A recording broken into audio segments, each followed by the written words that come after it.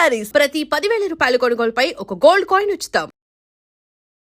క్షేమంగా వెళ్ళి లాభంగా రండి అనే సినిమా బ్రహ్మానందం గారు, కోవై సరళ గారు వాళ్ళ పేరు చేసిన ఆ కామెడీ అసలు ఆ సినిమా మొత్తాన్ని అద్భుతంగా నిలబెట్టింది. కామెడీ చేయటం అంత ఈజీ కాదు సార్.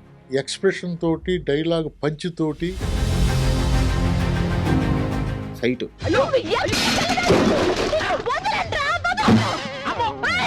కింద పడి దుల్లి నవ్వుతాం అనమాట. సో ఎలా హ్యాండిల్ చేశారు ఆ రోజు? సరే, అది రావటానికి మాత్రం వాళ్ళిద్దరు కష్టం. ఒకరోజు మీ సెట్కి ఒక పెద్ద స్టార్ కార్ వేసుకొని వచ్చారు, చిరంజీవి గారు. బయట చాలా మంది చిరంజీవి గారు సినిమా చేసిన తర్వాత డైరెక్టర్స్ ని పట్టించుకోరు, అది ఇది అని చెప్పి ఒక నెగిటివ్ టాక్. అంటే ప్రతిరోజు పిలిచి భుజం మీద చేసి కాఫీ ఇవ్వాలా ఏంటి హీరో? చిరంజీవి గారి మధ్య, దాసరి గారి మధ్య గొడవలు ఉన్నాయా? ఎందుకు ఇలాంటి ఒక నెగిటివ్ ప్రాపగండా బయటికి వెళ్ళిపోయింది? తిన్న తర్వాత అరగటానికి పనిచేసే వాళ్ళు కొంతమంది ఉంటారు, అరగటం కోసం ఇటువంటి మాటలు చెప్పుకునే వాళ్ళు కొంతమంది ఉంటారు. దాసరి గారి మరణం చుట్టూ రకరకాల కాంట్రవర్షియల్ నడుస్తూ ఉన్నాయి. అసలు ఆయన మరణం వెనక ఏం జరిగింది? ఆయన ఆపరేషన్ చేయించుకున్నారు, అది వికటించింది, పోయారు. ఇప్పుడు వాళ్ళ ఫ్యామిలీ ఎలా ఉంది? అంతా సర్దుకున్నాయి. ఒక విషయం జరిగితే దాన్ని రేటింగ్ కోసం జగపతి బాబు గారితో మీ గొడవ ఏంటి? మీకు ఎవరు చెప్తున్నారండి? ఏంది అసలు? ఒకే ఒక్క పాటతో మొత్తం తెలుగు ఇండస్ట్రీని కాకుండా సౌత్ ఇండస్ట్రీని మొత్తం షేక్ చేసేశారు.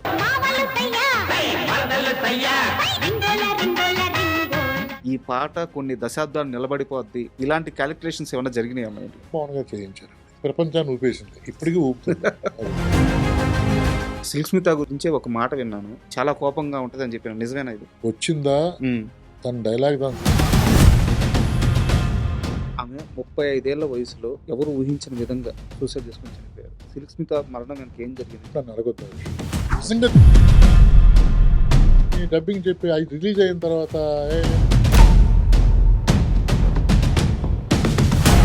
డైరెక్టర్స్ అసోసియేషన్లో ఈసీ మెంబర్గా ఉన్నాను. అవును సార్. కొన్ని రోజుల్లోనే మళ్ళీ ఎలక్షన్స్ రావాలి. అసలు ఎలక్షన్ రావాల్సిన అవసరం ఏమొచ్చింది? ఏకగ్రీవం అవ్వాలి కదా. సినిమా ఇండస్ట్రీలో డైరెక్షన్ డిపార్ట్మెంట్ చేయలేని పనులన్నీ ఈ ప్యానల్లో చేసింది.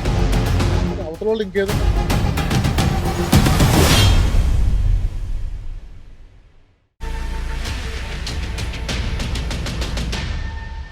Hi, welcome to my show. క్షేమంగా వెళ్ళి లాభంగా రండి 26 సంవత్సరాల క్రితం రిలీజ్ అయిన సినిమా. ఈనాటికి ఆ సినిమా ఒక వజ్రం లాంటిది, ఒక బంగారం లాంటిది. ఫ్యామిలీ ఆడియన్స్ గుండెల్లో పెట్టుకున్న సినిమా. ఆ సినిమాని డైరెక్ట్ చేసిన రాజా వర్ణం రెడ్డి డైరెక్టర్ ఈరోజు మనతో ఉన్నారు. ఆయన గుర్తింపు కేవలం క్షేమంగా వెళ్ళి లాభంగా రండి మాత్రమే కాదు, ఆయన కో డైరెక్టర్గా చేసిన అద్భుతమైన సినిమాలు ఉన్నాయి. హిట్లర్ సినిమాకి, అలాగే హనుమాన్ జంక్షన్, ఇలా గొప్ప గొప్ప సినిమాలకి ఆయన కో డైరెక్టర్గా పనిచేసిన బావబామర్ది, సుమన్ గారితో, కృష్ణరాజు గారితో, డైరెక్టర్ శరత్ గారితో, ఎడిటర్ మోహన్ గారితో, ఇండస్ట్రీలో పెద్ద పెద్ద హీరోలతో ఆయనకు అద్భుతమైన అసోసియేషన్ ఉంది. సో ఈరోజు రాజా వర్ణం రెడ్డి గారు మనతో ఉన్నారు. ఆయన్ని అడిగి ఆయన సినీ విశేషాలు, అలాగే ఇప్పుడున్న సినిమా పరిశ్రమ ఎలా జరుగుతుంది, ఏంటి, అక్కడ ఉన్న లోటుపాట్లు ఏంటి, ఇలాంటి అన్ని విషయాలను తెలుసుకుందాం. హాయ్ సార్, నమస్తే. నమస్కారం అండి, మీ ఆడియన్స్ అందరికీ కూడా నమస్కారం. నమస్కారం సార్. చాలా చిన్న వయసు, అంటే ఒక 2000 అంటే ఒక 10-11 సంవత్సరాల వయసు ఉంటుంది సార్.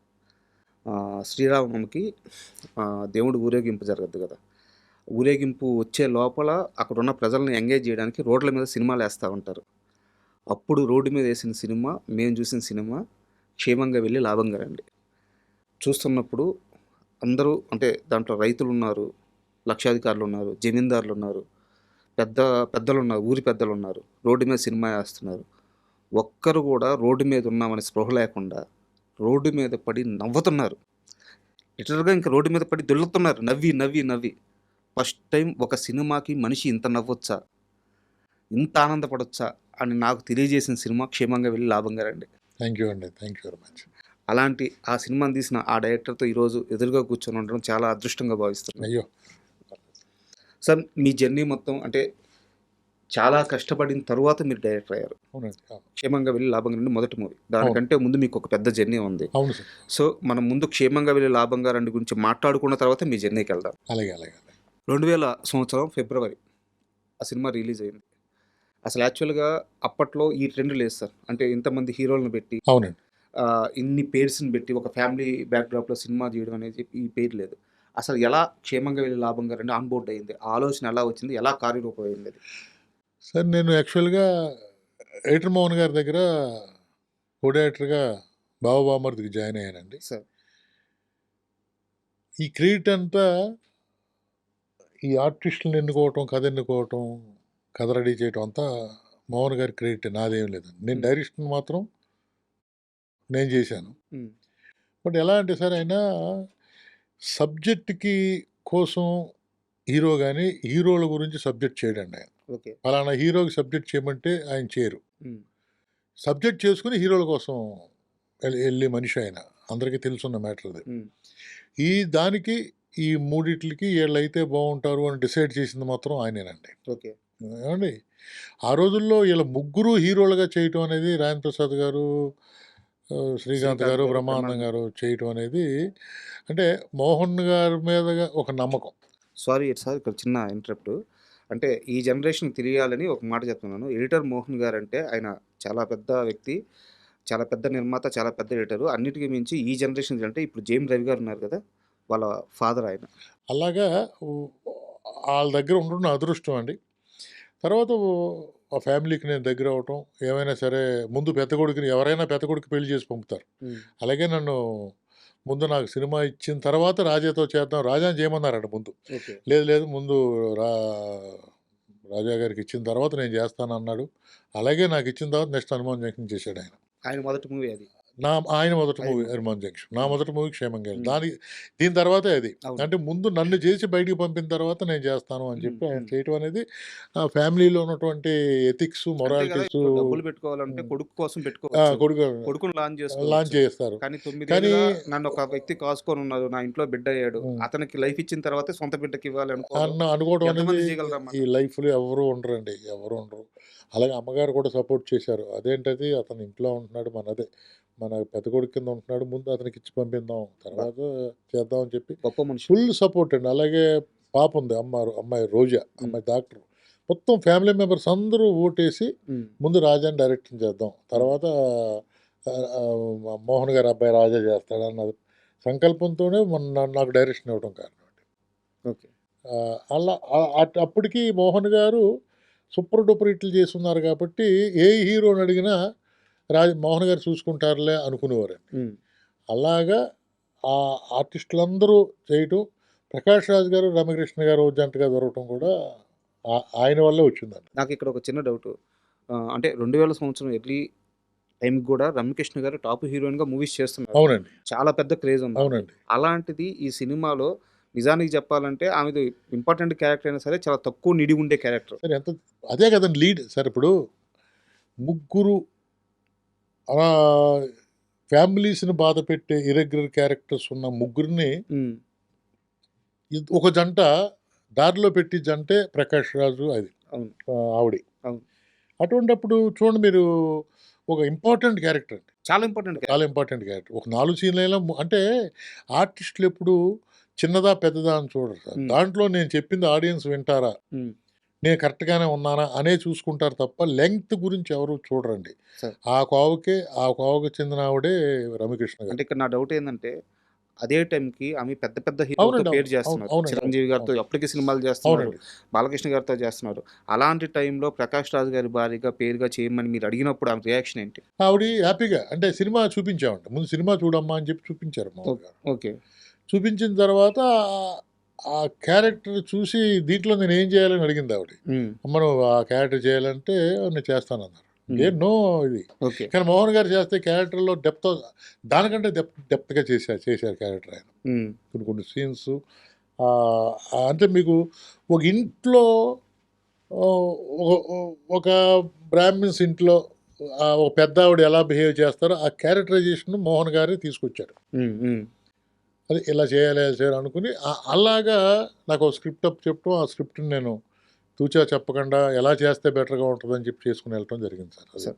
క్షేమంగా వెళ్ళి లాభంగా రండి అనే సినిమా ఆ మాట విన్నా, అది చూసిన ఫస్ట్ గుర్తొచ్చేది బ్రహ్మానందం గారు, కోవై సరళ గారు. అవునండి. వాళ్ళ పేరు చేసిన ఆ కామెడీ అసలు ఆ సినిమా మొత్తాన్ని అద్భుతంగా నిలబెట్టింది. ఆ సీక్వెన్స్ అంతా. సో ఎలా సెట్ అయింది వాళ్ళిద్దరిది? అంటే ఎలా సెట్ అవటం అంటే సార్, ఇప్పుడు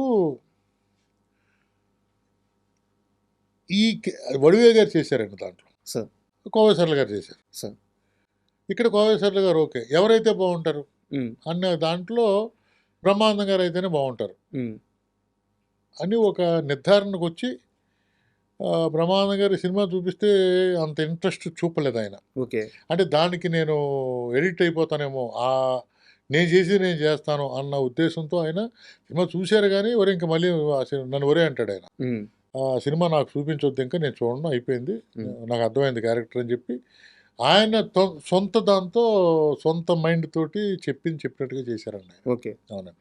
అందువల్ల ఆ క్యారెక్టర్ అంత పడటానికి కారణం.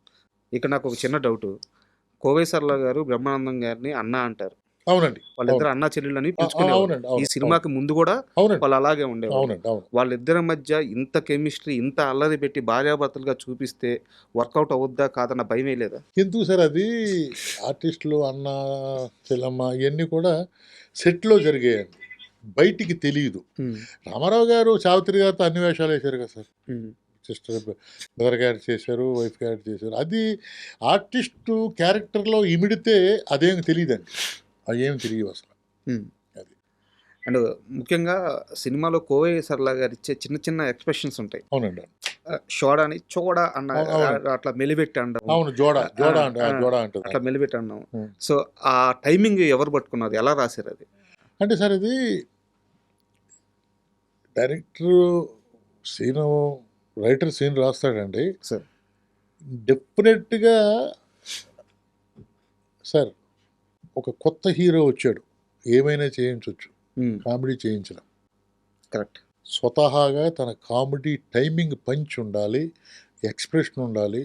కామెడీ చేయటం అంత ఈజీ కాదు సార్. కామెడీ డైలాగ్ చెప్పొచ్చేమో, డైలాగ్తో నవ్వించొచ్చేమో, కానీ కామెడీని ఎక్స్ప్రెషన్ తోటి, డైలాగ్ పంచ్ తోటి చేయటం అనేది టైమింగ్ అండి, ఓన్లీ టైమింగ్ సార్. ఈ ఇండస్ట్రీలో అంత టైమింగ్ ఉన్న ఏకైక ఆర్టిస్టు ఓన్లీ ఫస్ట్ 1 to 10 ఒకరే వస్తారండి, చిరంజీవి గారు సార్.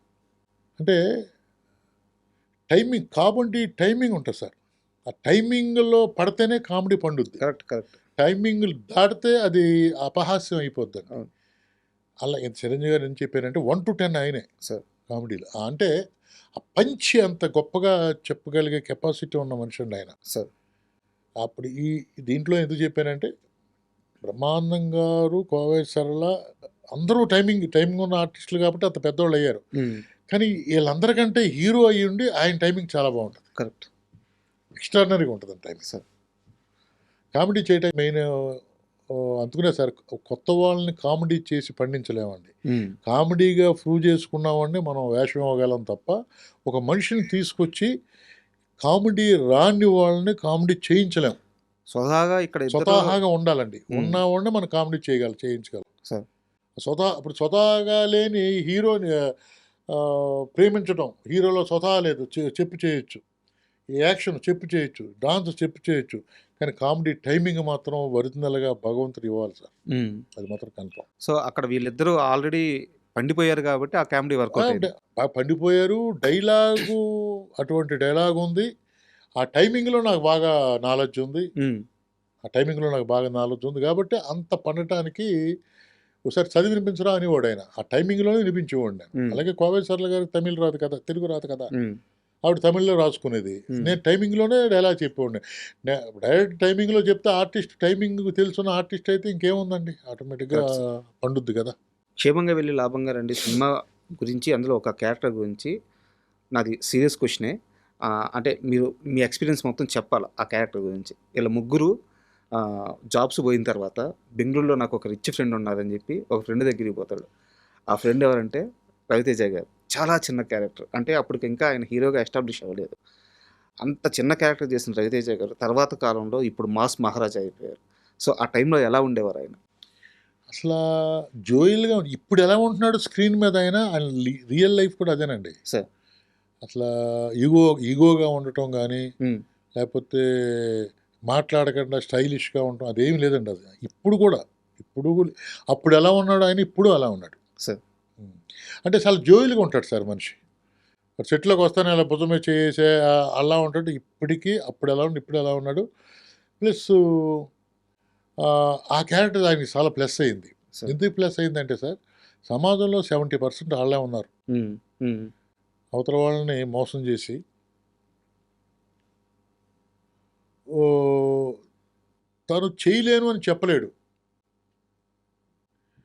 చెప్పకుండా వీడు బిల్డప్ ఇచ్చుకుని సార్. చేయలేకపోవటం, ఉమ్, ఒకవేళ చేసినా ఇది ఎదవ పని చేయించటం, ఉమ్, దాంట్లో ఇరుక్కోవడం అనేది ప్రజెంట్ చాలా ఎక్కువ జరుగుతున్నాయి. సార్. అవును. అంటే 25 సంవత్సరాల క్రితం అటువంటి ఇప్పుడు ప్రతిరోజు జీవితంలో చూస్తున్న క్యారెక్టరు అప్పుడే మనం రావటం వల్ల ఆ క్యారెక్టర్‌కి అంత చాలా ఇంపార్టెంట్ క్యారెక్టర్ అండి. మీరన్నట్టుగా దాంట్లో ఫన్నే కాదు. దాంట్లో చాలా మెసేజ్ కూడా ఉంది. జాగ్రత్త నిజాయితీ పడ ఉంది. అవును, అవును. దాంట్లో ఫ్రెండ్స్ కోసం వాడు ఏం చేశాడు, వాడి జీవితం బ్యాడే. కానీ బ్యాడ్ అని చెప్పుకోడు కదా! క్యారెక్టర్ బ్యాడ్ అని చెప్పుకోడు కదా! అవును. అయినప్పటికీ ఫ్రెండ్స్‌ని ఏదో చేయాలనే మంచితనం ఉంది. ఉమ్, ఫ్రెండ్స్ చెప్తే మళ్ళీ వాళ్ళు చేయరేమో, చేయకపోతే వాళ్ళ ఫ్యామిలీలు బాగోవేమో మంచితనం ఉంది. ఇలాగా దాంట్లో కూడా ఇంపార్టెంట్ క్యారెక్టర్ కాబట్టి ఆ క్యారెక్టర్‌ని బాగా రిసీవ్ చేసుకున్నారు. అంటే ఎందుకు అంత పర్టికులర్గా అడిగానంటే నిన్న ఈ ఇంటర్వ్యూ కోసం మళ్ళీ నేను ఒకసారి సినిమా చూస్తున్నాను. చూసుకుంటారు. ఆ, అర్థమవుతుంది. నా కొడుకు చూస్తా, నా కొడుకు గుర్తుపట్టాడు. ఈయన అంత పెద్ద హీరో కదా, అంటే వాడికి ఆ వెనక జర్నీ అంతా అది తెలియదు, తెలీదు చిన్న కదా! వయసు. హ్మ్. ఈయన అంత పెద్ద హీరో కదా, ఈయనేంది పోలీసులు కొడుతున్నారు, కాలుతో కొడుతున్నారు రవితేజ గారిని, చాలా పెద్ద హీరో కదా అని చెప్పి అడుగుతున్నాడు వాడు. ఆ! అడిగినప్పుడు నాకు నిజంగా అనిపించింది, ఎక్కడ చిన్న చిన్న క్యారెక్టర్లు, ఎక్కడ మాస్ సినిమాలు, ఎక్కడ మాస్ మహారాజా. అవునండి. కానీ ఇది వెరీ గుడ్ పర్సన్ అండి. ఆయన మాత్రం చాలా ఇప్పటికీ చాలా గౌరవంగా ఉంటాడు. జోయల్‌గా ఉంటాడండి. సెట్‌లో చాలా జోయల్‌గా ఉంటాడు ఆయన. సార్. అండ్ కోవై సరళ గారిది అండ్ బ్రహ్మానందం గారిది ఫైట్ మొత్తం ఒకే సింగిల్ షాట్లో ఉంటుంది మొత్తం. అవునండి. బయటంతా సింగిల్ షాట్ ఉంటది. లోపల సింగిల్ షాట్. మళ్ళీ బయటకొచ్చిన తర్వాత సింగిల్ షాట్ ఉంటది. అవును. అసలు ఇప్పటికీ కూడా అసలు అది భయంకరమైన కామెడీ, కింద పడి దొర్లి నవ్వుతాం అనమాట. సో ఎలా హ్యాండిల్ చేశారు ఆ రోజు సెట్? కానీ అది రావటానికి మాత్రం వాళ్ళిద్దరి కష్టం అండి. సార్. యాక్చువల్‌గా సార్ అది మన బ్రీతింగు, ఉమ్, టైమింగు ఓసారి చేస్తే అలిచిపోయి రెండోసారి చేయలేం అనుకునే ఇప్పుడు హీరో అనుకోండి సార్, బాలేదు అంటే రెండోసారి, మూడోసారి, నాలుగోసారి, 10 సార్లు లేదు 1 మోర్ చేద్దాం సార్ అంటారు. ఉమ్, ఇప్పుడు కామెడీ చేసే ఆర్టిస్టులు జనరల్‌గా సరిపోదులే మేము చేసాం కదా అనుకుంటారు. ఉమ్, ఉమ్, కానీ దానికి మాత్రం చెప్పాలండి, ఇద్దరికీ హ్యాట్స్ ఆఫ్ అండి. బ్రహ్మానందం గారు ఫస్ట్ చేసేసారండి వాళ్ళు. సార్. సీన్స్ చదివాను, ఇలా ఉన్నాయా, ఇలా ఉన్నాయా, ఇక్కడి నుంచి స్టార్ట్ అయ్యి ఇలా కట్ అవుద్దని చెప్పా. చేశారు. చేసిన తర్వాత నాకైతే అది నచ్చలేదు సార్. నా సార్. మొఖం చూసి ఏంటి అలా ఉన్నావేంట్రా అని అడిగాడు. ఉమ్, నాకు అంతగా లేదు, చేస్తే బెటర్‌గా ఉంటది. ఉమ్, చెప్పు దాంతో ఓ మాట చెప్పు అన్నా. అంటే ఉమ్, ఆవిడతో ఓ మాట చెప్పు అన్నా. ఉమ్, సరే ఇలా సరే అన్నారు. ఇద్దరు చూసుకున్నారు. చేద్దాం అనుకున్నారు. ఉమ్, ఏం కావాలో చెప్పు అన్నారు. చెప్పాను. అన్నా దాంట్లో సరైన ఇది లేదు, ఏదో చేసేసాం అన్నట్టుగా ఉంది నాకు ఇది. చేశారు. సార్. అంటే ఫస్ట్ సెకండ్ సైడ్ చేయడమే గొప్ప. అంటే మనిషి అలసిపోతాడు కదా! అవును. 10 నిమిషాలు టైం ఇమ్మన్నారు, ఇచ్చారు, చేశారు. సెకండ్ టైం కూడా నా మొఖం హ్యాపీగా ఓకే అని చెప్పలేకపోయాను. ఉమ్, పిలిచాడు. ఏంటి ఓకే చెప్పలేదేంటి అని అన్నాడు. లేదన్నయ్య నాకు ఏదో మిస్ అవుతుందన్నయ్య, ఇది చాలా ఇంపార్టెంట్ సీను. ఇది జీవితంలో సినిమా చరిత్ర ఉన్నంతకాలం నిలిచిపోయే సీన్ ఇది. కరెక్ట్. ఎందుకంటే ఒక భార్య మొగుడు చేస్తున్న తప్పుడు పనులు బరాయించి ఒక్కసారిగా బరస్ట్ అవుద్ది. అరెస్ట్ అవుద్ది.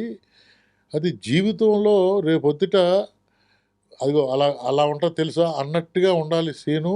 అని ఏదో మిస్ అవుతుందన్నాను. సరే ఇల్లు అన్నాడు. వాళ్ళిద్దరు ఏం మాట్లాడుకున్నారో తెలియదు. మోహన్ గారు ఏంటన్నారు. ఒక 1 మోర్ చేద్దాం, చేయాలి 1 మోర్ చేయాలి అన్నారు ఆయన. అంటే రా అంటే వెళ్ళా. ఒకసారి చేసి చూపించరా. అంటే మీ మైండ్లో ఏముందో. పనిప్రసాద్ అని చెప్పి ఆయన లేడు, ఇప్పుడు కాలం చేశాను. నాకు బెస్ట్ ఫ్రెండ్ అండి. స్టేజ్ మీద మీ ఇద్దరం కో ఆర్టిస్టులు. సార్. అతను మనిషిని చూడటాకే నడక అది కామెడీ టింజ్లో ఉంటాడు అతను. మేమిద్దరం కలిపి నేను బ్రహ్మానందం, తను కోవై సరళ చేసి చూపించాం. ఓకే. చేసి చూపిస్తే ఓకే అన్నారు. వాళ్ళిద్దరు 10 నిమిషాలు టైం ఇమ్మన్నారు. ఏదో మాట్లాడుకున్నారు, అలా తిరిగారు, పైకి వెళ్ళారు, అలా చేశారు. ఓకే టేక్ అన్నారు చేశారు. అదే దాంట్లో ఉంది సినిమాలో. సో ఆ ఫైనల్ షాట్ ఫైనల్ షాట్ ఏమో సినిమాలో ఉంది. మేము చేసి చూపించింది. అంటే వాళ్ళు చేసినప్పుడు నుయ్యి ఎక్కుతాం లేదు, బకెట్ అనటం లేదు.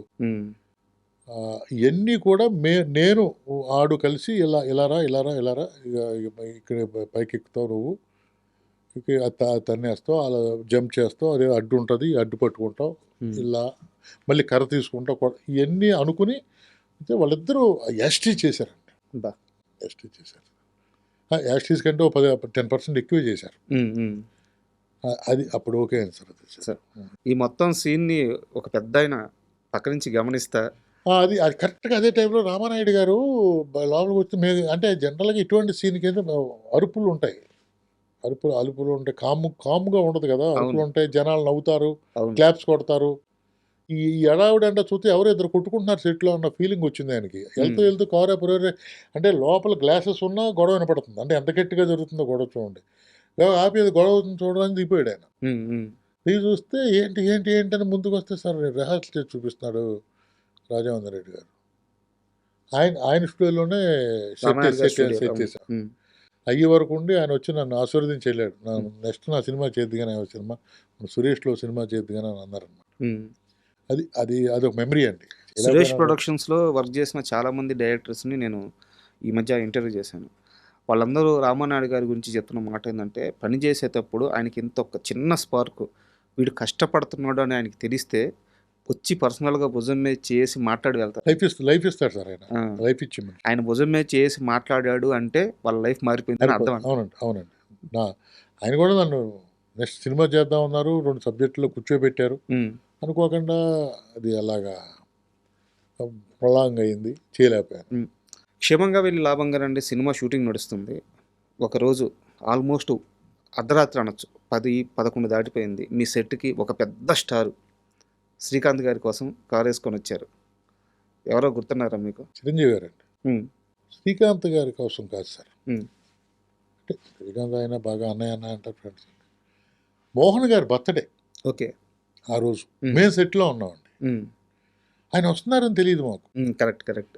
ఆయన ఎంక్వైరీ చేసినట్టున్నారు, ఇలా మోహన్ గారి బర్త్డే కదా, ఎక్కడ ఉన్నారు అడిగినట్టున్నారు. సెట్లో ఉన్నారని చెప్పి తెలిసింది. సెట్కి వచ్చారు ఆయన. ఓకే. సెట్కి వచ్చి మేమందరూ వండర్ అయ్యాం. సెట్కి రావటం, వండర్ అవటం, కేక్ కట్ చేయటం. ఆ ఫొటోస్ కూడా ఉన్నాయి మీకు. మొన్న నేను ఫేస్బుక్లో పెట్టా. ఆయన మేము సెట్లో ఉండగా ఆయన వచ్చి మోహన్ గారి కేక్ కట్ చేయటం, నోట్లో మోహన్ గారికి ఆయన కేక్ పెట్టడం, ఇన్ని కొత్త ఫొటోస్ ఉన్నాయి దగ్గర. చిరంజీవి గారు అంటే ఎందుకు అంత అటాచ్మెంట్? అటాచ్మెంట్ అంటే సార్, చిరంజీవి గారికి అటాచ్మెంట్ ఏముంది సార్, ఆయన హిట్లర్ అనే సినిమా ప్రొడ్యూసరు, పెద్ద ఆయన, గౌరవం ఇవ్వాలి. ఆయన బర్త్డే మద్రాసులో ఉంటే మనం వెళ్ళొచ్చు, వెళ్ళలేకపోవచ్చు. ఇక్కడ హైదరాబాద్లోనే ఉన్నారు, ఏముంది వెళ్ళి 10 నిమిషాలు కనిపించొద్దాం అని ఆయనలో ఉన్నటువంటి మంచితనం సార్. బయట చాలా మంది చిరంజీవి గారు సినిమా చేసిన తర్వాత డైరెక్టర్స్ని పట్టించుకోరు, అది ఇది అని చెప్పి ఒక నెగిటివ్ టాక్ స్ప్రెడ్ చేస్తారు. ఎంత బ్యాడ్ అండి, ఎందుకు పట్టించుకోరండి హీరోస్? మీరు హీరో, నేను సినిమా చేశాను అంటే, సినిమా చేసిన రాపోర్ట్ సినిమా లేనప్పుడు ఉండదు కదండి. మీ పనిలో మీరు ఉంటారు, నా పనిలో నేను ఉంటాను. మళ్ళీ కనిపిస్తే మాట్లాడతారుగా. అంటే ప్రతిరోజు పిలిచి భుజం మీద చేసి కాఫీ ఇవ్వాలా ఏంటి హీరో? నెగిటివ్గా అలాగే చెప్పుకుంటూ ఉంటారు సార్. సంజీవ్ గారు డైరెక్టర్ చూడరు, పొట్టు, అదంతా రాంగ్ అండి, రాంగ్ న్యూస్. ఎవరో బతాకాని ఏం పని లేకుండా భోంచేసి అరిగే వరకు చెప్పుకునే కౌరులు తప్పండి. చిరంజీవి గారు డైరెక్టర్ చూడు, ప్రొడ్యూసర్ చూడు, అసలు హీరో అన్నవాడు అసలు ఉండరు. అసలు చిరంజీవి గారు అక్కడ మనిషే కాదు, ఎవరైనా ఉంటే ఉన్నారేమో, కానీ చిరంజీవి గారు అక్కడ మనిషే కాదు. ఆయన ఉంటా ఈ స్థాయి, ఆయన స్థాయి ఏంటండి ఈ రోజుని? చిరంజీవి గారి గురించి పేరు తలుచుకుంటా కూడా అర్హత ఉండి మనిషి అయ్యాడు ఆయన. కొన్ని లక్షల మంది, కోట్ల మంది. అంటే చిరంజీవి గారిని ఒక మాట అన్నా, తలుచుకున్నా నీకు అర్హత కావాలి. ఆ స్టేజ్లో ఉన్న ఆయన్ని పట్టించుకోరు, గిట్టించుకోరండి, ఎంత ట్రాష్ అండి. ఆ మాటలు పట్టించుకోకూడదు, అనవసరం. సార్ క్షేమంగా వెళ్ళి లాభంగా రండి బడ్జెట్ ఎంత అయింది, అప్పుడు ఎంత కలెక్ట్ చేసింది?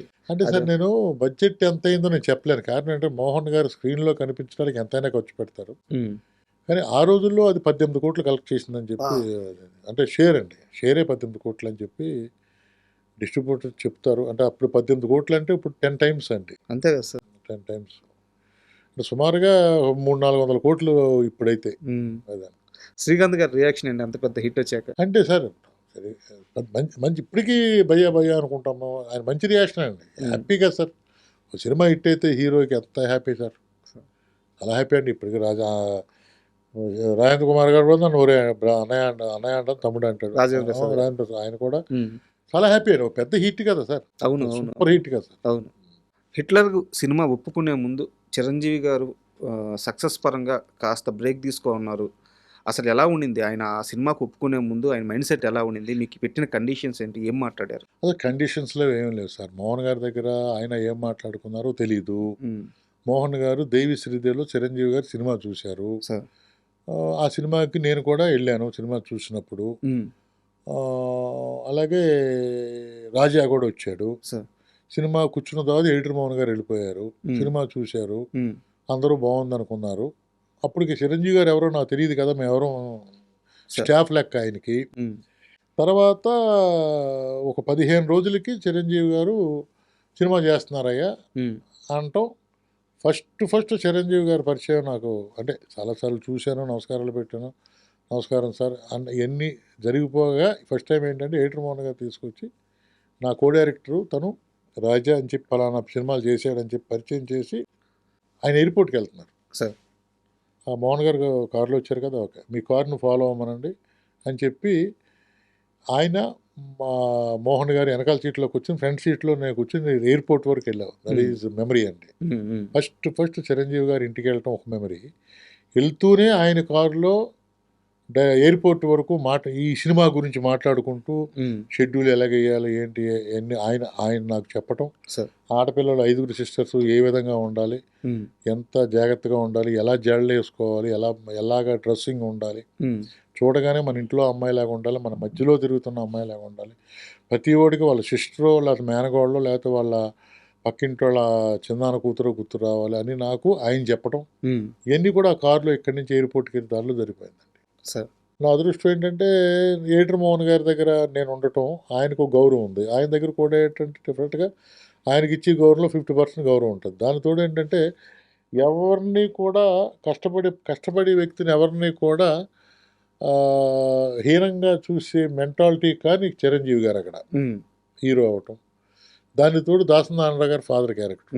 అండ్ మీరు ఆ సినిమాకు పనిచేశారు కాబట్టి ఒక సీరియస్ క్వశ్చన్స్ అవి చాలామంది క్లారిటీ రావాలి, అందుకే అడుగుతున్నాను.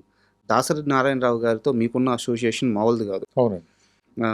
ఆయన హిట్లర్ సినిమాలో ఫాదర్ క్యారెక్టర్ చేశారు, చిరంజీవి గారు హీరోగా చేశారు, మీరు ఆ సినిమాకి కో డైరెక్టర్. అసలు చిరంజీవి గారి మధ్య దాసరి గారి మధ్య గొడవలు ఉన్నాయా? ఎందుకు ఇలాంటి ఒక నెగిటివ్ ప్రాపగండా బయటికి వెళ్ళిపోయింది? అసలు వాళ్ళిద్దరు రిలేషన్ ఎలా ఉండేది? ఇది చెప్పడానికి అన్ని విధాల అర్హతలు ఉన్న మనిషి మీరే. నాకు ఈరోజు దీని మీద ఒక క్లారిఫికేషన్ కావాలి. ఇదంతా ట్రాష్ అండి, బయట అనుకోవటం అండి అంతే. చిరంజీవి గారికి ఆయనకి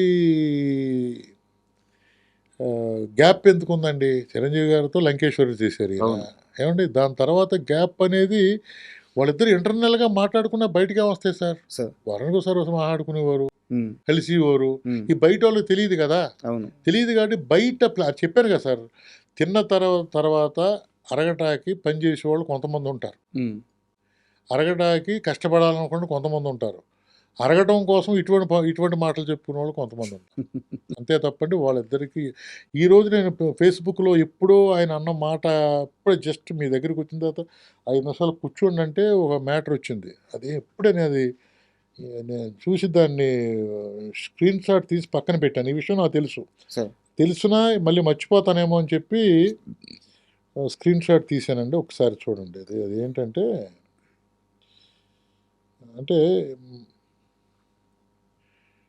చిరంజీవి గారు హీరో మాత్రమే కాదు, ఆయన ఒక సినీ కార్మికుడు, కళా కార్మికుడు, కష్టజీవి. 1 నుండి 10 వరకు చిరంజీవే, ఆ తర్వాతే ఎవరైనా. దర్శకరత్న దాసనారాయణరావు. ఇండస్ట్రీలో 1 నుంచి 10 ఇదిగోండి, నేను ఇప్పుడే మీ దగ్గరికి వచ్చిన తర్వాత కాఫీ తాగే టైంలో స్క్రీన్ షాట్ తీసి పెట్టుకున్నా. ఎందుకంటే వీళ్ళిద్దరి మధ్యన గొడవ అంటే అసలు నమ్ముతారండి? అసలు ఒకసారి ఆలోచించండి. 1 to 10 చిరంజీవి, స్టేట్మెంట్ ఇవ్వాలన్నా కానీ మరి ఏమంటే 1 to 10 ఆయనే. ఏమంటే ఖైదీ నెంబర్ 1కి, ఖైదీ నెంబర్ 50కి అయినా 1కి అక్కడికి వెళ్ళారు కదా, వెళ్ళి స్టేజ్ మీద ఏం మాట్లాడారు ఆయన? చిరంజీవి గారికి తనకి మధ్యన గ్యాప్ ఉంటే ఎందుకు మాట్లాడతారు అలాగా? అప్పుడు మాట్లాడింది. ఎప్పుడు ఆయన మనసులో ఉంటే 1 to 10 చిరంజీవి గారు ఇంకెవరు లేరు అంటాడు ఆయన. మరి వాళ్ళిద్దరి మధ్యన గ్యాప్ వచ్చింది, ఇద్దరు తిట్టుకునేవారు, ఇదే అది అంటే ఎంతవరకు కరెక్ట్ అండి? కరెక్ట్ కాదు సార్ అది. అది క్లియర్‌గా చెప్పే మనిషి లేకుండా పోయాడు సార్. ఎందుకంటే నేను చెప్తున్నాను కదా వాళ్ళిద్దరి మధ్య ఏ గ్యాప్ లేదు, హ్మ్. అది మాత్రం కన్ఫర్మ్. ఎందుకంటే వాళ్ళ ఫ్యామిలీకి వీళ్ళ ఫ్యామిలీకి అల్లు రామలింగయ్య గారు, మన ఎవరు అరవింద్ గారు చిన్నప్పటి నుంచి తిరిగినది అంత అటువంటి ఫ్యామిలీలో ఎందుకు వస్తుందండి? సార్. అంటే రోజు భుజాల మీద తిరగకపోవచ్చు సార్, హ్మ్. హ్మ్. హ్మ్. కానీ ఇద్దరు రిలేషన్షిప్ ఎందుకు పోద్దండి? ఇప్పుడు ఎక్కడైనా గొడవ పడ్డారా? లేదు కదా. అవును. ఏదో మాట అనుకున్నారా? లేదు కదా. అవును. మరి ఎందుకు వీళ్ళు డిసైడ్ చేసేస్తారు ఎవరి మట్టుకాళ్ళు వాళ్ళిద్దరికి గొడవలు ఉన్నాయి, వాళ్ళిద్దరికి గ్యాప్ ఉందని? హ్మ్. కరెక్ట్ కాదు కదా సార్. నాకైతే మాత్రం నాకు తెలిసి ఉండగా వాళ్ళిద్దరికి ఏ గ్యాప్ లేదనేది నాకు తెలుసు. సార్. ఎందుకంటే దాసనారాయణరావు గారు మినిస్టర్ అయిన కాడి నుంచి ఆయన పోయే వరకు ఆయన పక్కనే ఉన్నాను. హాస్పిటల్‌లో 80 రోజులు నేనే హ్మ్. ఉన్నాను. ఏ టు జెడ్ ఆయనకు వాట్ ఈజ్ వాట్, ఆయన విషయాలన్నీ తెలుసు. ఆయన ఫ్యామిలీ విషయాలన్నీ తెలుసు నాకు. సార్. ఆయన కొన్ని విషయాలు ఎవరికీ చెప్పని విషయాలు నాకు చెప్పిన రోజులున్నాయి. సార్. కాబట్టి ఆయన ఎప్పుడు చూసినా సార్ ఆయన ఒక్క విషయం చెప్పాలి సార్ ఆడియన్స్‌కి. రాత్రి 2:30, 3 వరకు సినిమాలు చూసేవారండి ఆయన. దాసరి గారు. దాసరి గారు. హ్మ్. అప్పటి వరకు మేము ఉండేవాళ్ళం. హ్మ్. నేను, రాజేంద్ర ఆయన ఎళ్ళమనే వరకు ఎళ్ళేవాళ్ళం కాదు. సార్. ఇంకా బయలుదేరండి అయ్యా అనేవారు 2:30కి. హ్మ్.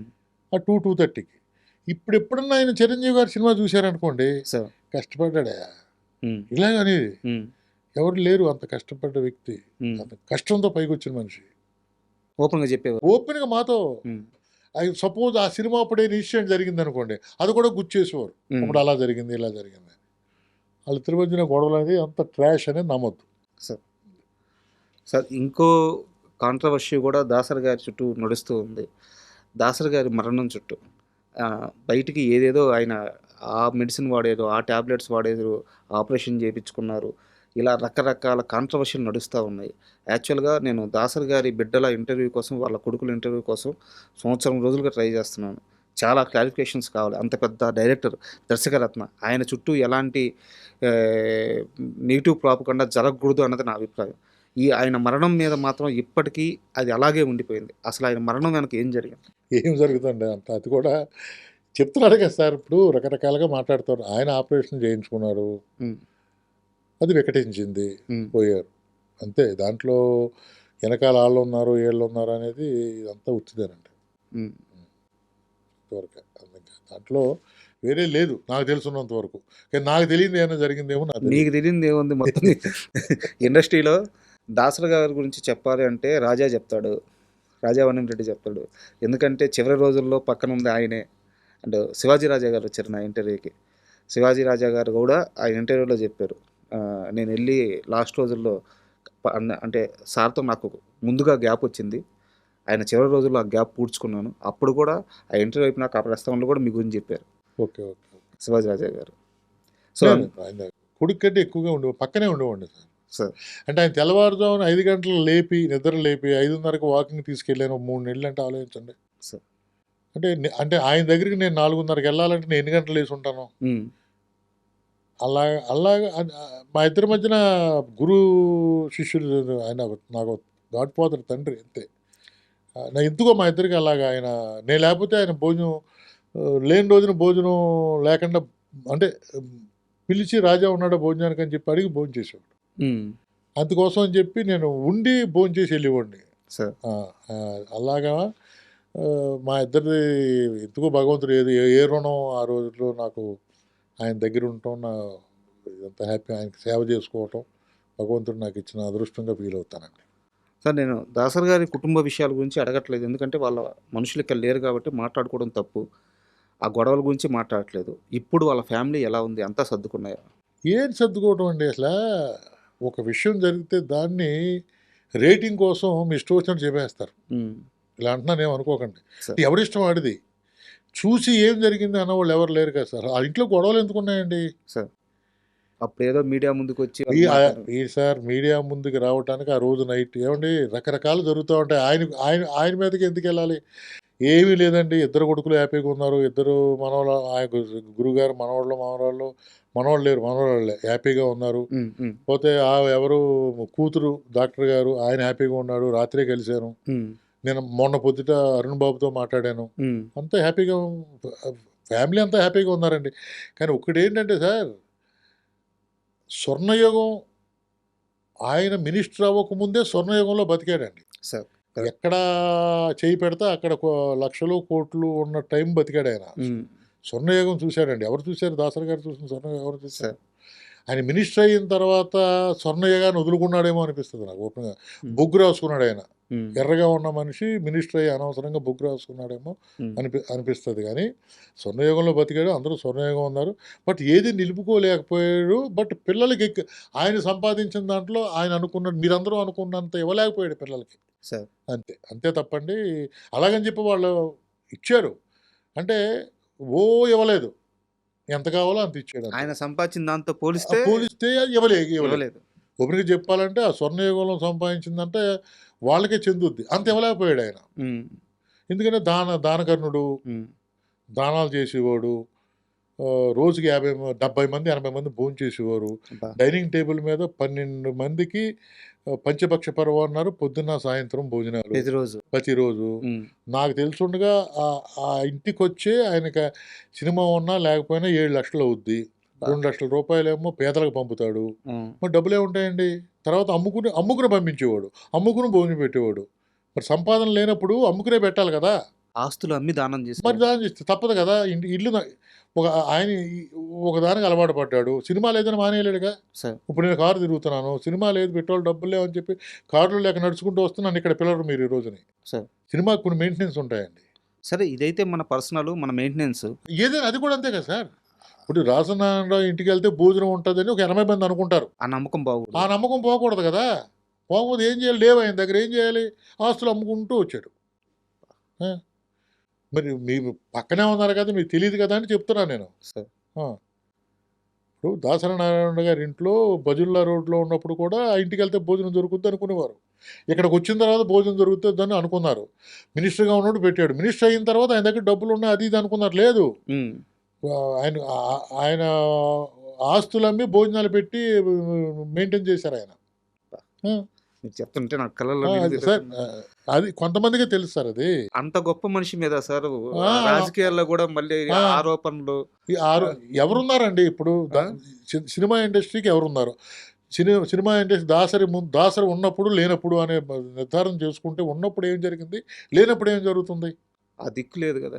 మరే ఎవరికి దిక్కు లేదయ్యా. దిక్కు అంటే సార్ ఒక పెద్ద లేడు సినిమా ఇండస్ట్రీకి. పెద్ద లేదు. ఏదైనా ఉంటే చిన్న గొప్ప చిరంజీవి గారు చూస్తున్నారు తప్పండి. ఆ పెద్ద దిక్కు పోయింది కదా.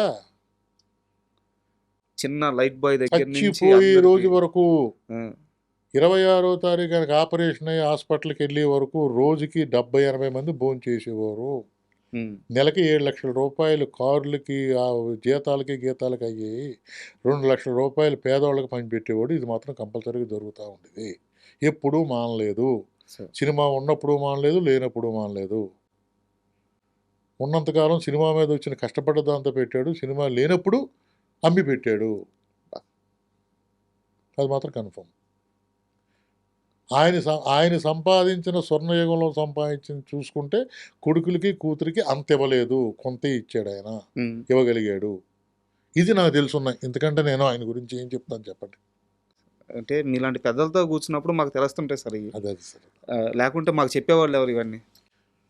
రకరకాలుగా చెప్తారు సార్. ఇప్పుడు మనిషిని మంచి చేసేవాడిని మంచిగా చెప్పుకోవాలి. కానీ ఏదన్నా చెడ్డున్నా మంచి చేసేవాడిని ఆ చెడ్డకు ముయ్యాలి. అది చెడ్డేలో ఉండడం మీద చెడ్డనే పేడ పూసేసి పేడ ఉంది దాని మీద అంటే మనం ఏం చేయలేం కదా. జగపతి బాబు గారితో మీ గొడవ ఏంటి? గొడవ జగపతి బాబుకి మీకు గ్యాప్ రాలేదా? చిచ్చి సినిమా అయిపోయిన తర్వాత. ఏ సినిమా? సెకండ్ సినిమా అయిపోయిన తర్వాత. కొత్తగా వింటున్నాను. మీరేమైనా విన్నారా? చెప్పండి ఏదైనా వింటే. మీ రెండో సినిమా జగపతి బాబు గారు? అవునండి, రెండో సినిమా జగపతి బాబు, శ్రీకాంత్ గారు. చెప్పండి. తర్వాత రెమ్యూనరేషన్ విషయంలో ఏదో గ్యాప్ వచ్చిందని విన్నాను. నిజమా కాదా? అలా ఆయనకి నాకు రెమ్యూనరేషన్ ఇవ్వడానికి నా సినిమా కాదు కదా. మీరు నిర్మాత కాదు, బట్ మీరు డైరెక్టర్. సినిమాకి ఇష్యూస్ అయినాయి అని చెప్పి విన్నాను. లేదా? ఇప్పటికీ ఆ రోజు ఎంత ప్రేమగా ఉన్నారో ఆయన ఇదే ప్రేమగా మాట్లాడతారు. ఏ రోజు ఏం చేస్తున్నావు, ఎక్కడ ఉన్నావు, పిల్లలు ఏం చేస్తున్నారు, ఉండేది ఎక్కడ, ఇలాగే మాడతారు సార్. ఎప్పుడు ఫస్ట్ టైం వింటున్నాను గ్యాప్ అనేది. ఫస్ట్ టైం వింటున్నాను. ఇంతవరకు మా ఇద్దరికి ఇండస్ట్రీలో ఎవరితో గ్యాప్ లేదు సార్. నాకు నమ్ముతారా? ఒక అసిస్టెంట్ డైరెక్టర్తో కానీ, ఒక ఆర్టిస్ట్తో కానీ ఒక ప్రొడ్యూసర్తో కానీ ఉమ్, ఎవరితో గ్యాప్ లేదు నాకు. సార్. నేను సినిమా చేసినప్పుడు ఎలా మాట్లాడతారో ప్రొడ్యూసర్ ఆర్టిస్టులు ఉమ్, కనిపించినప్పుడు కూడా అలాగే మాట్లాడతారు. సార్. అది అండ్ మామూలుగా సినిమాలో ఒక పెద్ద స్టార్ను పెట్టుకొని ఇండస్ట్రీని షేక్ చేయడం వేరు, అవునండి. లేదా ఒక మంచి కథ పెట్టుకొని స్టార్ అంటే పెద్ద పెద్ద ఆర్టిస్టులను పెట్టుకొని ఇండస్ట్రీని షేక్ చేయడం వేరు. ఒకే ఒక్క పాటతో మొత్తం తెలుగు ఇండస్ట్రీని కాకుండా సౌత్ ఇండస్ట్రీని మొత్తం షేక్ చేసేశారు బాబామర్ది సినిమాలో సిల్క్ స్మిత్ సాంగ్. అవునండి. సో ఆ సాంగ్ మేకింగ్ అప్పుడు మీరు ఆ సినిమాకి వర్క్ చేశారు. ఆ సాంగ్ మేకింగ్ అప్పుడు కానీ ఆ సినిమా చేసేటప్పుడు కానీ ఈ పాట కొన్ని దశాబ్దాలు నిలబడిపోద్ది, మాస్ ఆడియన్స్ని ఒక ఊపు ఊపేస్తుంది, ఇలాంటి క్యాలిక్యులేషన్స్ ఏమైనా జరిగినాయి మైండ్లో? సరే, ఇది పాట నా చిన్నప్పటి నుంచి వింటున్నానండి. ఏంటంటే ఈ సాంగ్ చెయ్యాలి, సాంగ్ వినిపించాను. సార్. రమేష్ అని చెప్పి ఇంకో కోడైరెక్టర్ గారు ఉన్నారండి. అప్పుడు ఈ సాంగ్ మా ప్రభల్లో ఉంటుంది, కృష్ణా జిల్లా అని చెప్పి ఆయన పడితే కాదయ్య బాబు కృష్ణా జిల్లా అంటే మా భోగం మేళాలు ఉంటాయి కదా ఈస్ట్ గోదావరిలో, అక్కడ పాడతారని చెప్పి పాట వినిపించాం. ఓకే, యాజ్ ఇట్ ఈస్గా ఉంటుంది సార్ అక్కడ ఆ పాట ఇలాగే యాస్టీస్గా ఉండదు, ఉంటాయి బూత్ ఉంటుంది. ఓకే. దాంట్లో బూత్ ఉంటుంది, పచ్చి బూత్ ఉంటుంది. భోగం మేళాలో భోగం మేళ పచ్చి బూత్ ఉంటుంది. బూత్ తర్వాత ఆ పాట ఉంటుంది అనుకుంటే ఈ పాట మోహన్ గారికి నచ్చింది. అలాగే మోహన్ గారి పార్ట్నర్ ఉన్నారు సీఎం కృష్ణ గారు అని. సార్. ఇద్దరికి నచ్చి ఈ పాట చేయాలని చెప్పి కోటితో చెప్పారు. కోటి అంత ఇంట్రెస్ట్ చూపించలేదు అప్పుడు. కోటి గారు రాజు గారు అంత ఇంట్రెస్ట్ చూపించలా. లేదు చాలా బాగుంటుంది, దీన్ని ఏ విధంగా చేయాలని చెప్పి మోహన్ గారు పట్టుబడి మోహన్ గారు చేయించారండి. అది ప్రపంచాన్ని ఊపేసింది, ఇప్పటికీ ఊపుతుంది. అదే సిల్క్ స్మిత గారు ఎలా ఉండేవారు సార్ సెట్? అయ్యో, నేనంటే చాలా ప్రాణం అండి ఆవిడకి. చాలా అసలు లెలిన్ అనేది ఆవిడ నన్ను ఎందుకనేది తెలియదు. గడ్డమది చూసి లెలిన్ బాగున్నావా అనేది వచ్చేటప్పుడు భుజం మీద చేసి సెట్లో తీసుకుంటే వెళ్ళేది ఆవిడ. ఆవిడ ఫస్ట్ డబ్బింగ్ చెప్పమని అడిగారు మోహన్ గారు. నేను చెప్పలేను సార్ డబ్బింగు, రాజా నువ్వు దగ్గరుంటావా, నువ్వు చెప్పిస్తే నేను చెప్తాను. అమ్మాయి మాడ్యులేషన్ ఎవరు చెప్పక్కర్లేదండి. అమ్మాయి ఒరిజినల్గా మాట్లాడిన మాటలే ఇవి, సినిమా కోసం మాట్లాడిన మాటలే కాదు, మామూలుగానే అలాగే మాట్లాడతావు. లేదమ్మా నువ్వు మాట్లాడితే చాలా బాగుంటుంది, నిజంగానా రాజా, నాకు చాలా ఇష్టంగా ఉంటుందండి ఆవిడ. అంతే ఒక ఓపెన్గా చెప్పాలంటే ఒక బ్రదర్ ఎఫెక్షన్ కంటే ఎక్కువగా ఉండేది. సెట్లో రాగానే ఎక్కడ రాజా ఎక్కడైనా భుజం పిలిపించుకుని అంత మాట్లాడి ఆ రోజు సీన్ గురించి మాట్లాడి ఎలా చేద్దాం ఏం చేద్దాం అని కూడా డిస్కస్ చేసేది. అంటే నేను స్టేజ్ నుంచి వచ్చానని తెలుసు ఆవిడకి.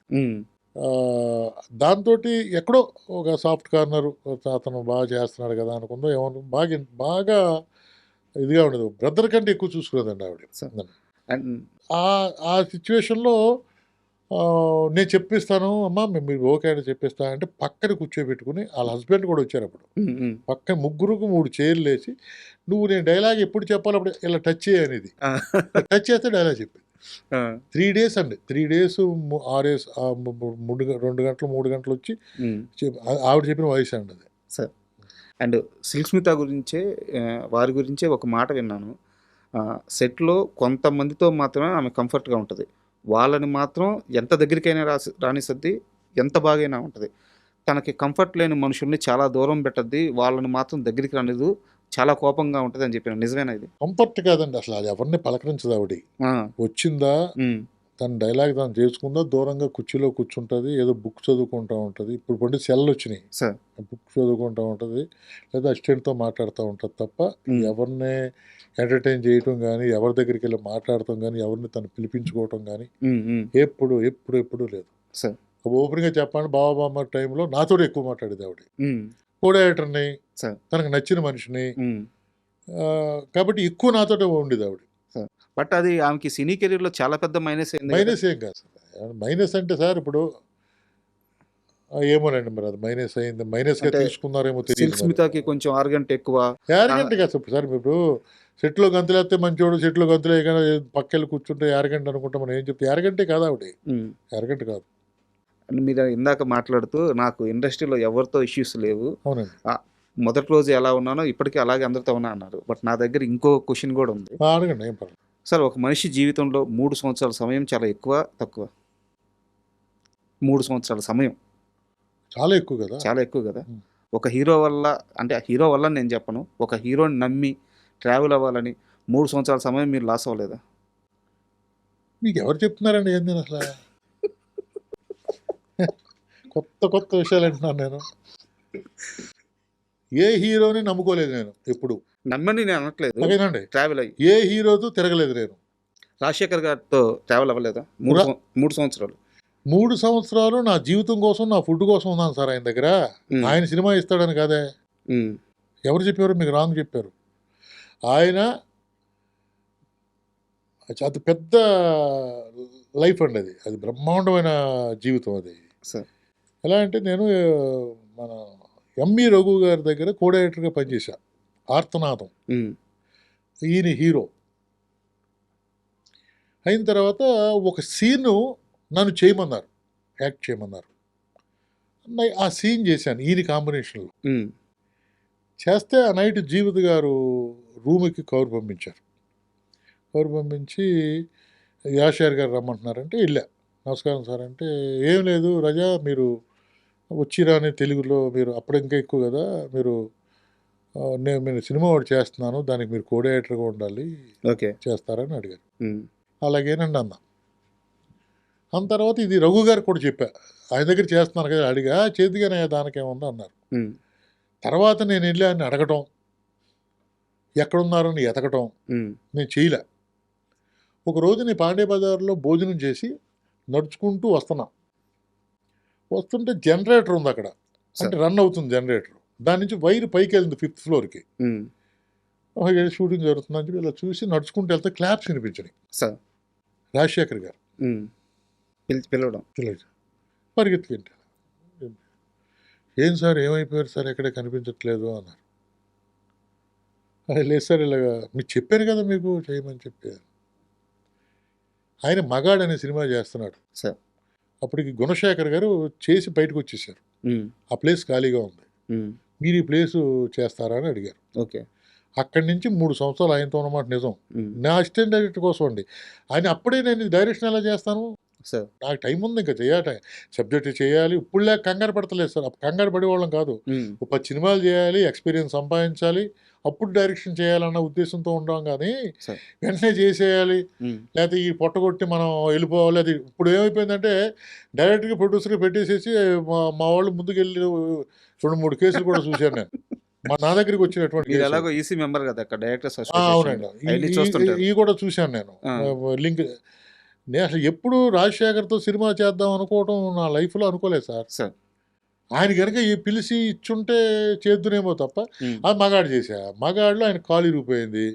అప్పటి నుంచి నేను ఆయనకు ఇంట్లో ఫ్యామిలీ మెంబర్స్ అయిపోయాం.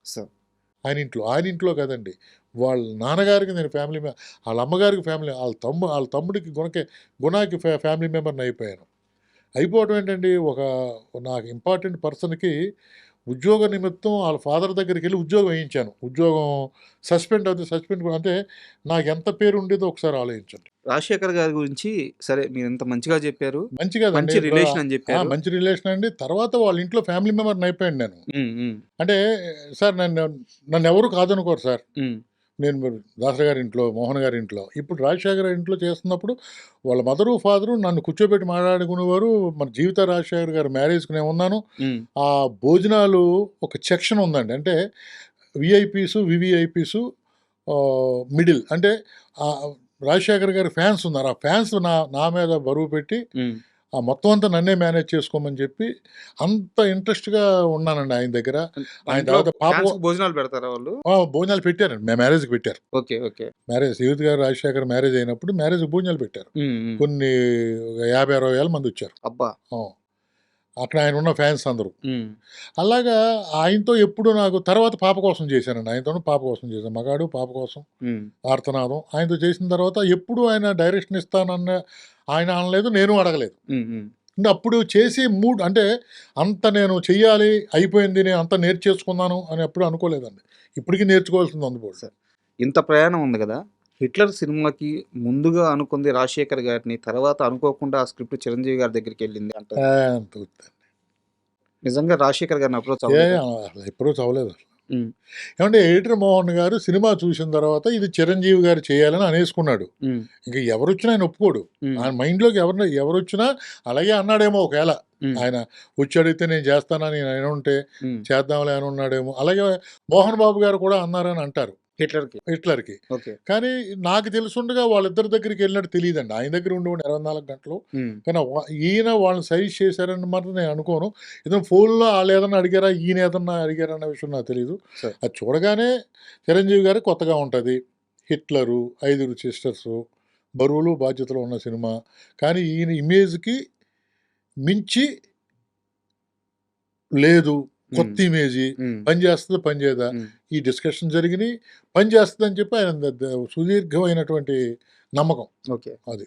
సార్, యాక్చువల్గా కొన్ని నెలల క్రితం నేను హీరో సుమన్ గారిని ఇంటర్వ్యూ చేశాను. సుమన్ గారిని ఇంటర్వ్యూ చేసేటప్పుడు ఆయన కృష్ణరాజు గారి గురించి చాలా గొప్పగా చెప్పారు. అవును. అంటే అసలు ఆ సెట్కి వస్తే భోజనం చెయ్యింది అసలు ఏం మాట్లాడేవారు కాదంట. ముందు భోజనం చెయ్యి, ఇది తిను, అది తిను, తర్వాతే పని అనేవారంట. సో మీరు ఆ సినిమాకి పనిచేశారు కాబట్టి ఎట్లా ఉండేవారు సెట్లో కానీ కృష్ణరాజు నేను అన్నయ్య అంటాను ఆయన్ని. కృష్ణరాజు గారు? ఎందుకంటే ఆయన ఈ వెస్ట్ గోదావరి ఆయన ఎంపీగా చేశారు. సార్. కానీ నాకు పరిచయం మాత్రం బావబామర్తికే. ఉమ్, ఉమ్, ఒక విషయం చెప్పాలి సార్, ఆయన మొగల్తూరు మహారాజా గారికి మనవడవుతాడు కృష్ణరాజు గారు. కృష్ణరాజు గారు. ఉమ్, మొగల్తూరు మహారాజుకి మా ఫ్యామిలీకి చిన్న ఇది ఉంది, రిలేషన్ ఉంది. ఓకే.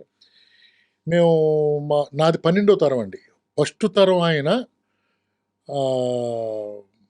మళ్ళీ ఇది సెపరేట్ సబ్జెక్ట్ అండి. మరి చెప్పండి చెప్పండి, పర్లేదు. ఫస్ట్ తరం ఆయన మొగల్తూరు మహారాజా గారితో చాలా క్లోజ్గా ఉండేవాడు. ఆయన పేరు పేరంటాళ్ళు అండి. కృష్ణా జిల్లా వీళ్ళది, చినకర అగ్రహారం, కృష్ణా జిల్లా. ఉమ్, ఉమ్, అక్కడ నుంచి వీళ్ళు చాలా ఇంటర్వ్యూలో చెప్పానండి, చాలా పెద్ద స్టోరీ అది. వాళ్ళు మా తాతగారికి, అంటే మా తాతగారి 10వ తరం తాతగారికి మొగల్తూరు మహారాజా గారికి మధ్యలో ఒక ఫ్రెండ్షిప్ ఉంది. ఓకే. ఆ ఫ్రెండ్షిప్ కారణంగానే మాది 3000 ఎకరం అండి. ఉమ్, మొగల్తూరు మహారాజా గారు మా ముత్తాతలకు రాసి ఇచ్చారు. ఉమ్. 3000 ఎకరం, 3000 ఎకరాల పొలం. 3000 ఎకరాలు. ఉమ్, దానికోసం ఇక్కడ షిఫ్ట్ అవ్వమని రిక్వెస్ట్ చేస్తే ఆయన షిఫ్ట్ అయ్యారు. ఉమ్, 3 బ్రదర్స్లో ఒక బ్రదర్ ఇక్కడ షిఫ్ట్ అయ్యారు. ఓకే. ఇది చాలా ఇంటర్వ్యూలో ఉంది, మళ్ళీ చెప్తే మళ్ళీ రొటీన్ అవుద్దని చెప్పట్లా. సార్. ఈ విషయం ఆయన చెప్పాను ఇలా కృష్ణరాజు గారు. కృష్ణరాజు గారికి, ఇలా జరిగిందంటే అవునయ్యా నేను విన్నాను, బహుశా మా ఇంట్లో పుస్తకాలు ఉండాలి, దాంట్లో కూడా ఉన్నట్టుంది, వెతుకుతానని చెప్పి వెతికారు కానీ దొరకలేదండి. ఓకే. కానీ ఆయన చెప్పిన తర్వాత నాకు, అంటే వాళ్ళు చాలామందికి చేశారు. సార్. మొగల్తూరు మహారాజు గారు అసలు మొగల్తూరులో టంకశాల ఉంది, ఎవరికైనా తెలుసా? ఐడియా లేదు సార్. ఆ టంకశాల ఉంది అక్కడ. ఇప్పుడు మన హైదరాబాద్లో టంకశాల ఉంది కదా, సార్. అది అక్కడ ఉంది. ఓకే. ఒక 800 సంవత్సరాల క్రితం అక్కడ ఉంది, ఓకే. టంకశాల ఉంది. ఆయన ఆధ్వర్యంలోనే ముద్రయ్యి ఈ అంటే రాజులు అంటే వీళ్ళు మామూలు రాజులు కాదు, చాలా అయ్యో పెద్ద. సార్, అది అక్కడి ఇది చెప్పిన తర్వాత ఆయనకి నేను క్లోజ్ అయ్యానండి. సార్. ఆయన ఎటువంటి వాడు అంటే సార్, సూర్యవంశరాజులు అంటారు. సార్. రాజుల్లో సూర్యవంశరాజులు, చంద్రవంశరాజులు ఇలా అంటారు కదా. సార్. ఒక రాజుగా నేను పెరిగింది చేసింది మా ఊరంతా రాజుల మధ్యనే ఉంటాం. రాజుల్ని వరుసలు పెట్టి చిన్నాన్న, మావయ్య, పెదనాన్నని పిలుచుకుంటూ ఉంటాం. కానీ కృష్ణరాజు గారిలో రాజుల్లో సహజ గుణంతో పాటు ఎక్స్ట్రా గుణం ఏంటంటే, మా కో డైరెక్టరు అనే వాచ్ బాగుంది అన్నాడు. ఉమ్, ఇలా తీసి వాచ్ ఇచ్చేసాడు. అబ్బా. ఆయన ఏదన్నా బాగుందంటే ఇచ్చేస్తాడు తీసుకుని. ఆ, ఇంకెంతకంటే ఏం చెప్పను మీకు నేను. ఇంకోటి, స్పెషల్ భోజనం వచ్చింది ఇంటికాడ నుంచి సార్. ఒక 20 మందికి. 20 మందికి. 20 మంది తింటారు అది. అంటే సార్ రైస్ అక్కడే ఉంటుంది కదా, చేపల కూర వచ్చిందండి 10-15 మంది సరిపోద్ది, అబ్బా. రొయ్యల కూర వచ్చింది 10 మంది సరిపోద్ది. ఆయనతో పాటు కూర్చుని భోజనం చేయాలి. ప్రతిరోజు ఈ ఐటమ్స్ వస్తాయి. ప్రతిరోజు అట్లీస్ట్ 10 మందికి వస్తారు సార్. ఆ, ఏదైనా స్పెషల్ అయితే 15-20 మందికి వస్తుంది. కానీ ఉమ్, డైరెక్టర్ కంపల్సరీ అక్కడ భోజనం చేయాలి, డైరెక్షన్ డిపార్ట్మెంట్లో అక్కడ భోజనం చేయాలి, ఉమ్, హీరో భోజనం చేయాలి, ఆ రోజు హీరోయిన్ కూడా భోజనం చేయాలి. ఉమ్. అంటే ఇప్పుడు క్యారవాన్లు వచ్చి ఎవరి క్యారేజ్ అక్కడికి వెళ్ళిపోతుంది సార్. సార్. అలా కాదు కదా పూర్వం, ఉమ్. అలా కాదు. సరదాగా భోజనం చేసినప్పుడు కలిసే కూర్చునే వాళ్ళం. అంటే ఇప్పుడు మనకి న్యూస్లో ఎక్కడ పెట్టినా ప్రభాస్ గారి భోజనం, ప్రభాస్ గారు ఆ భోజనం పెడతారు, ఈ ఐటమ్ ఎక్కడ పెట్టాలి. పోతాయి జీన్స్, ఎక్కడ పోతాయి? అది అక్కడి నుంచి అక్కడి వచ్చింది. నుంచి వచ్చింది చిరంజీవి, మన కృష్ణరాజు గారి దగ్గర నుంచి వచ్చిందే కదా. ఉమ్, నేను బావబామ్మర్ చేసినప్పుడల్లా కృష్ణరాజు గారితో నేను చాలా రోజులు భోజనం చేశాను. రావయ్య కూర్చో భోజనం చేయనివాడు. ఉమ్,